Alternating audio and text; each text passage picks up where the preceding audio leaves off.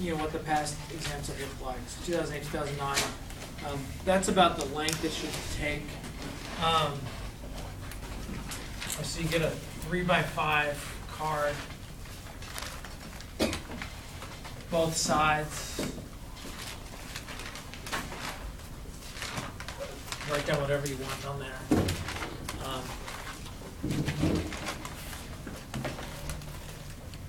And then, just bring a pen. You'll obviously be able to write on here, and then I'll have extra paper if you need it. So the materials are everything we've covered up till now. So chapters 1 through 4, and then 6.1 through 6.4, and then chapter 7. I've mentioned this before, and it seems like a lot of you are already looking at the old exams and the review questions, and I think that's the best place to start. Work on those. Next thing is to make sure you understand the homework, but then also understand that the questions on the homework, some of them, especially the theory questions, are much longer than I can ask on the test, right? So I'm not going to ask you something that's going to take that much time on the test. You only have an hour and a half.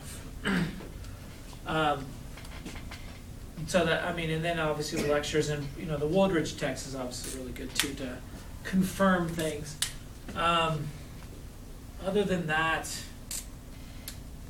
I have not written the test yet. I have no idea what it will look like. We have chapter 1, the chapters that you just gave us. That means we don't have to go to the appendix. Yeah. The appendices. Yeah. The appendices, and you can see there's some. There have been some questions in the past that have, had you, use. What do you call it? Use summation operators and work with those a little bit. So there could be questions on those. There are questions that have you work with expectation and variance operators, so those could be in there too. And so there is stuff that can come from the appendix, but really, actually, yeah. You look at some of the questions. If you take the expected values, you're given this marginal distribution, that kind of stuff. And so, all that kind of stuff can be on there. So, okay, let me start with just a few questions that I think have come up a few times.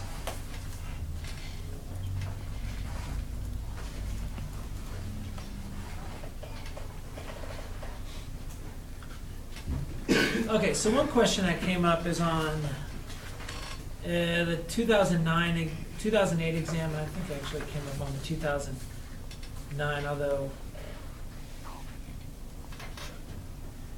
well, looked like I was a little nicer on that question, 2009. But 2008, so you're given some information. You're given, this model.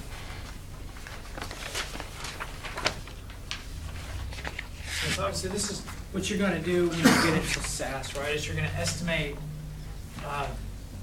that function, and you're given some information. You're given.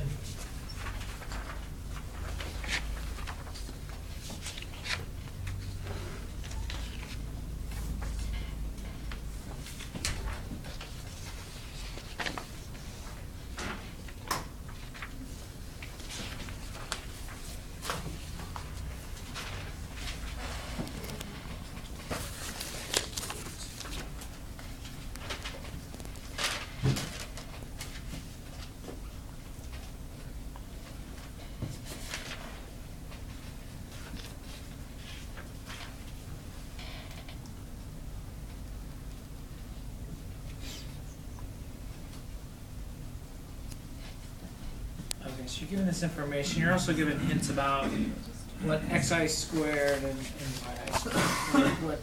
You're given this hint that xi squared is actually equal to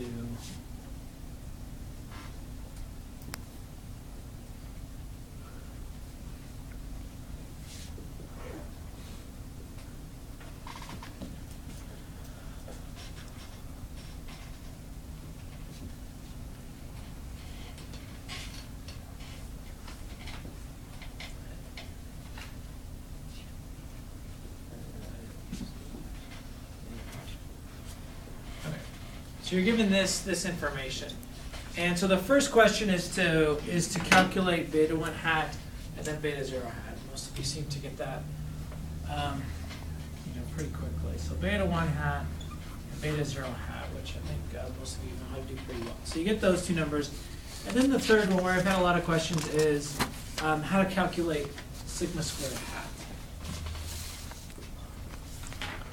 So we know that this is equal to ui hat squared divided by n minus 1 minus 1. Okay?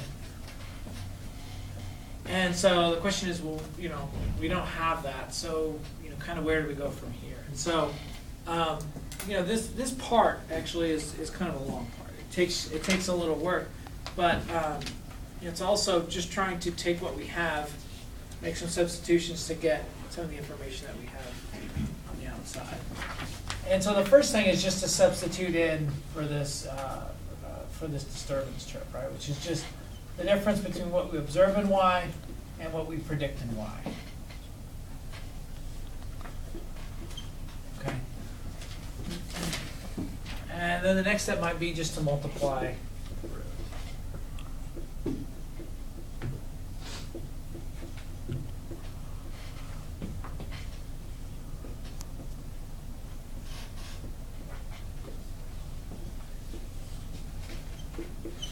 Okay, so just using the FOIL property there and just multiplying through.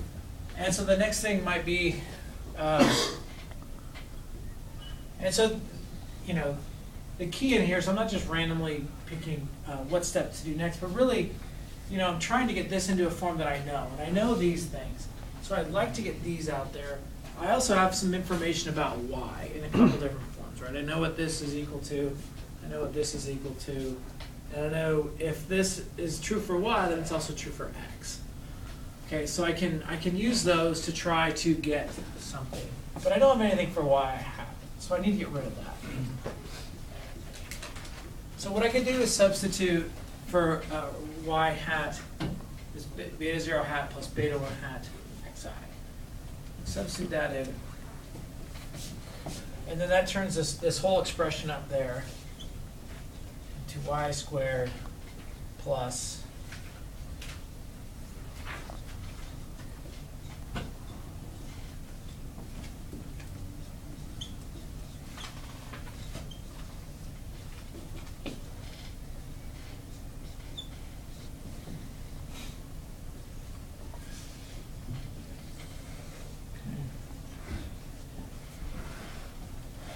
and so at this point,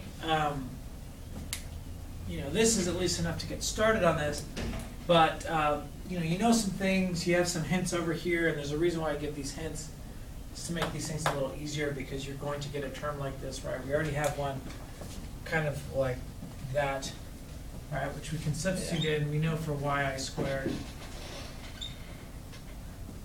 that then this holds.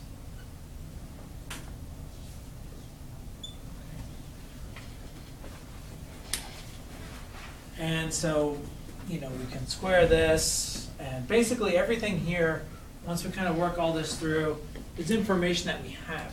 The other thing we have to recognize is if we have this sum of yi, that we can back that out if we keep in mind that y bar is just equal to the sum of yi divided by n, right? And so if we have the sum of y, and we multiply both sides by n, then the sum of yi is just equal to y bar times n. Okay? And the same is true for x times n. Okay, so that should be enough at least to get started on that question. Does that make sense? Or questions on that?